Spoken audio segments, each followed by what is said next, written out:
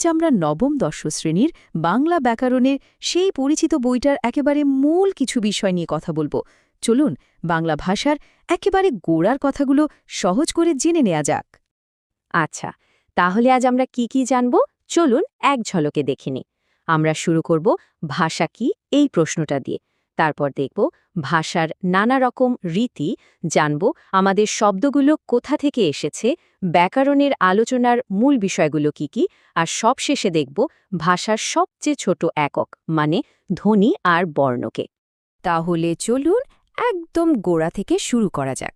আমাদের প্রথম পর্ব, ভাষা কি, মানে যোগাযোগের সেই মূল ভিত্তিটা আসলে কি? আমরা তো সারাদিন কথা বলি, তাই না? কিন্তু কখনো কি ভেবে দেখেছি এই যে ভাষা, এটা আসলে কি? এই বইটা ঠিক কি বলছে এ ব্যাপারে? বইটাতে কিন্তু এর একটা দারুণ আর খুব সহজ সংজ্ঞা দেওয়া আছে। বলা হচ্ছে আমাদের বাকযন্ত্র, মানে কথা বলার অঙ্গ প্রত্যঙ্গের সাহায্যে আমরা যে অর্থপূর্ণ আওয়াজ তৈরি করি আর তার মাধ্যমে নিজেদের চিন্তা বা অনুভূতি প্রকাশ করি, সেটাই হলো ভাষা।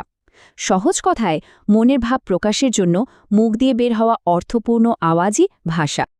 তো ভাষার একটা সংজ্ঞা তো আমরা পেলাম। আচ্ছা, এবার দেখা যাক আমাদের বাংলা ভাষার ক্ষেত্রে ব্যাপারটা কেমন। কারণ বাংলা ভাষার কিন্তু বেশ কিছু আলাদা আলাদা স্টাইল বা রীতি আছে। আমাদের দ্বিতীয় পর্ব, বাংলা ভাষার রীতি, এর লেখ্য আর কথ্য রূপগুলো নিয়ে। দেখুন, বাংলা ভাষাকে আমরা মোটা দাগে দুটো ভাগে ভাগ করতে পারি। একটা হলো লেখার ভাষা, আরেকটা হলো বলার ভাষা, মানে লেখ্য আর মৌখিক। এই দুটো ভাগের আবার কিছু উপবিভাগও আছে। এবার যদি লেখার ভাষার দিকে তাকাই, সেখানেও দুটো প্রধান ভাগ দেখতে পাব, সাধু আর চলিত। সাধু ভাষাটা হলো বেশ পুরনো, ফর্মাল, বইয়ের ভাষা বলতে পারেন।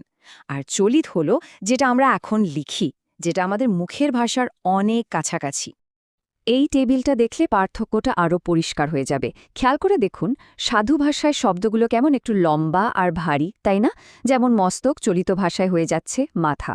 আবার দেখুন সর্বনাম, তাহারা থেকে তারা, আর ক্রিয়াপদ তো আরও ছট, করিবেন থেকে সোজা করবেন। পরিবর্তনটা বেশ মজার। একটা জিনিস কিন্তু মাথায় রাখতে হবে, কোনো ভাষায় কিন্তু শূন্য থেকে তৈরি হয় না। সব ভাষারই একটা ইতিহাস থাকে। চলুন এবার আমরা একটু ডিটেকটিভের মতো খুঁজে দেখি আমাদের বাংলা ভাষার শব্দগুলো কোত্থেকে এলো। পর্ব ৩, শব্দের উৎস। ভাষাবিদরা বাংলা শব্দভাণ্ডারকে মূলত ৫টা বড় দলে ভাগ করেছেন। দেখুন, তৎসম, তদ্ভব, অর্ধতৎসম, দেশি আর বিদেশি। প্রথম ৩টেরই উৎস কিন্তু সংস্কৃত, বোঝাই